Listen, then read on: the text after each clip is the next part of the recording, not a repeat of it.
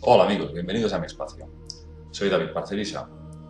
Hoy me gustaría hablaros sobre el tema de la reencarnación, porque considero que es un tema que ha sido bastante investigado ya por terapeutas de todo el mundo, por científicos, por gente de mucho peso académico, que de alguna forma vienen de una formación pues bastante oficialista, que no han contemplado este tipo de fenómenos que podíamos encuadrar dentro de casi la metafísica, y sin embargo se han encontrado en su vida con una serie de personas que les han hecho cambiar de opinión.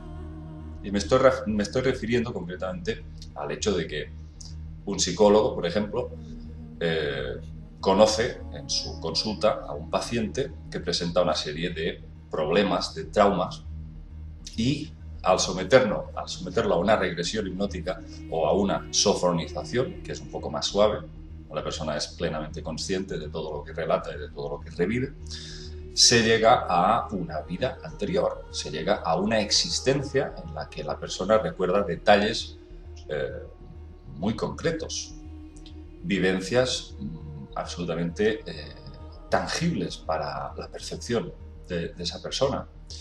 Esa persona, por ejemplo, si ha sufrido una muerte violenta, recuerda perfectamente el arma del asesino, la expresión del asesino, eh, la sangre, el olor, todo lo que acompañaba ese tránsito, esa muerte.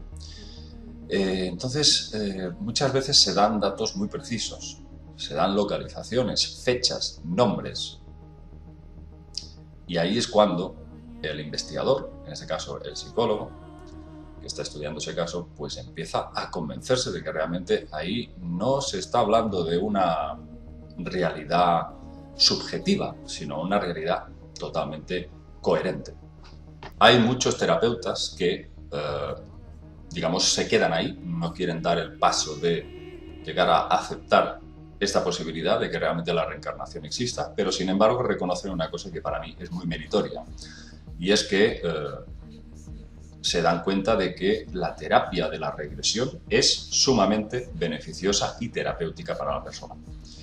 Ellos no entran si es o no real, si es objetivo o subjetivo, lo que cuentan, lo que relatan estas personas, pero sí se dan cuenta de que tiene unas consecuencias muy beneficiosas en su vida. Es como que la persona, al recordar estas supuestas vidas anteriores, al recordar el origen del trauma que les ha dejado unas secuelas en esta existencia, es como que al revivirlo son capaces de digerir, de entender, de comprender por qué les ocurre lo que les ocurre. Entonces se produce un efecto como de cicatrización de esa herida que estaba como una herida sangrante. Entonces, claro, es un tema fascinante, fascinante, y que hay montones, ya digo, yo he conocido a varios de los que realmente se dedican a esto, y sobre todo he conocido a muchísimas personas que han recordado sus vidas anteriores con una lucidez de detalles realmente que impresionan. He conocido también personas que, sin someterse a ningún tipo de regresión, han vivido experiencias de lo que podríamos denominar el fenómeno del déjà vu. He conocido gente que, por poner un ejemplo, nunca habían estado en Inglaterra, han pisado Londres y, sin haber estado nunca ahí, han empezado pues a saber perfectamente en qué calle se encontraban, dónde tenían que desplazarse, y sabían perfectamente dónde estaba una estatua, por ejemplo, una plaza, lo que sea. Bien, en el campo de la investigación sobre la reencarnación, es muy curioso encontrarnos con la gran cantidad de niños que recuerdan vidas anteriores. Y es que parece un fenómeno muy relacionado con la niñez. Es decir, es como que los recuerdos de esta hipotética vida pasada permanecen más frescos en la mente del niño. A medida que vamos creciendo, parece como que hay una capa que nos impide recordar con frescura de dónde venimos. Entonces el niño tiene acceso a esos recuerdos de una forma a veces ofreciendo detalles muy precisos. Este es el caso de James Leininger, un niño que fue investigado por varios investigadores y que está considerado uno de los casos de reencarnación más probados de la historia. Este niño, James Leininger, empezó a dar muestras de un interés desmesurado por los aviones. Únicamente jugaba con aviones. Rechazaba todo tipo de juguetes. Él solamente quería aviones. Hasta que se dieron cuenta de que este niño, cuando jugaba con estos aviones, los examinaba tal y como lo haría un piloto en la puesta a punto previa para despegar. Además, conocía detalles técnicos y mecánicos de los aparatos como si hubiese sido realmente un piloto con conocimientos mecánicos. Entonces, este niño, cuando cumple 2 años, empieza a sufrir una serie de pesadillas en las que grita, se agita, llora y recuerda lo que parece como un desastre aéreo. El niño repite una y otra vez: avión en llamas, el hombre no logra salir. Bueno, en vista de la insistencia con que este niño manifestaba estas visiones de una vida anterior, sus padres deciden llevarlo a una terapeuta llamada Carol Bowman. Esta consiguió extraer muchísima más información del subconsciente del niño, haciendo que este chico recordara que había sido un piloto de caza, dando incluso el nombre del modelo del avión, concretamente un Corsair, y daba el detalle de que ese avión siempre tenía los neumáticos desinflados, algo que se pudo verificar luego, ya que era una tara característica de ese tipo de avión. El niño aseguró haber recibido un impacto de los japoneses nada más y nada menos que en Iwo Jima, dando el nombre del navío del cual había despegado, el Natoma. Incluso les habló de un tal Jack Larson, un señor con quien había volado varias veces.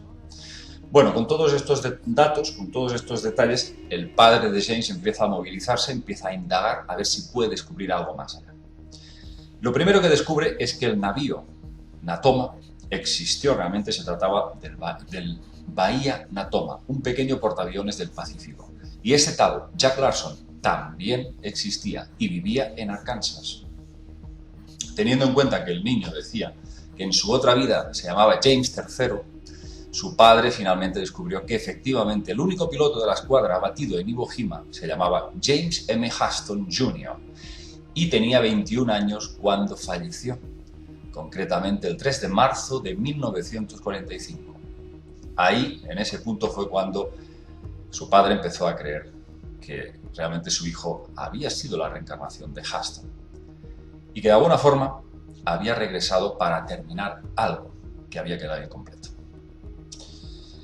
Finalmente, y digamos como guinda final, yo personalmente que he visto un documental en donde se explica todo este caso, me parece una de las partes del relato más concluyentes, y es cuando los padres de James deciden escribir una carta a la hermana de Huston, es decir, la hermana de ese piloto abatido en 1945, llamada Ann Barron. Finalmente se pusieron en contacto con ella y le contaron la historia del niño, hasta que finalmente lograron conocerse. James conoció a esta señora, una señora ya anciana, y ahí fue cuando esta señora realmente se convenció de que ese era su hermano, porque el niño la reconoció de inmediato, incluso dio detalles al ver las fotografías que había posadas ahí encima de la mesa. Le decía: esta foto la tiró mamá, esta foto estábamos tú, yo y otro hermano más. Es decir, daba detalles muy, muy precisos que absolutamente eran reales. Entonces, bueno, a pesar de los muchos ataques que ha recibido este caso por parte de los escépticos, sí que dentro de las corrientes de pensamiento más abiertas se considera como efectivamente el caso más documentado de reencarnación. Entonces, bueno, hay muchísimos casos. Por ejemplo, yo también destacaría el de Ian Heisidorf, en Florida, Estados Unidos. Un niño de 6 años que vive en Pensacola, afirma haber sido un policía de Nueva York abatido por un disparo en el corazón. El niño afirmaba que cierta noche entró en una tienda donde había varios delincuentes atracando y efectivamente lo asesinaron de un tiro. Supuestamente este policía era su propio abuelo. Es decir, el abuelo se reencarna en su nieto, y de esto hay una enorme cantidad de casos, curiosamente, de niños que relatan una y otra vez haber sido la reencarnación de sus abuelos. El caso es que, aparte de dar detalles muy precisos este niño de su abuelo policía y de cómo había muerto, curiosamente Ian sufre actualmente de una muy rara enfermedad coronaria. Una enfermedad del corazón que se caracteriza por una serie de desmayos ante ciertos esfuerzos. Este chaval, antes de los 4 años, ya había pasado por 6 cirugías. Entonces, parece como que de alguna forma va relacionada esta enfermedad coronaria con la forma en que murió. Había muerto de un disparo en el corazón. Como digo, son muchísimos los casos que se van dando y que marcan ciertas pautas. Lo que también, antes de terminar, me gustaría comentar es que mucha gente se dedica a vulgarizar esta creencia en la reencarnación, cuando para mí no es una creencia, es una cuestión de información, de tener datos sobre la mesa. Es que se imaginan de que casi toda la gente que afirma haber sido alguien en una vida anterior, pues o fue Cleopatra, o fue Napoleón, o fue un personaje de la alta burguesía o de la alta monarquía. Y eso no es cierto. Yo he conocido muchos casos de personas que han recordado haber sido campesinos, personas con trabajos humildes. O sea que hay una especie de submito que la gente se cree que todos los que recuerdan vidas anteriores se han creído que son, pues esos reyes, faraones, y realmente esto es una exageración y una deformación absoluta de la realidad. Bien, os dejo con este enigma de la reencarnación, que desde luego es algo que no va a salir en los medios oficiales y que requiere mucho estudio, mucha indagación y, sobre todo, lo más importante es tener la ilusión y el interés de buscar por uno mismo. Y quien desee realmente conocer de dónde viene, lo más recomendable, desde luego, es ponerse en manos de un buen profesional. Y cuando digo un buen profesional me refiero a una persona que ya, psicólogo, psiquiatra, terapeuta, que ya haya realizado o lleve varios años de experiencia en este campo. Recomiendo sobre todo eso, ponerse en manos de experimentados profesionales, no cualquier neófito que se preste simplemente para engrosar su ego.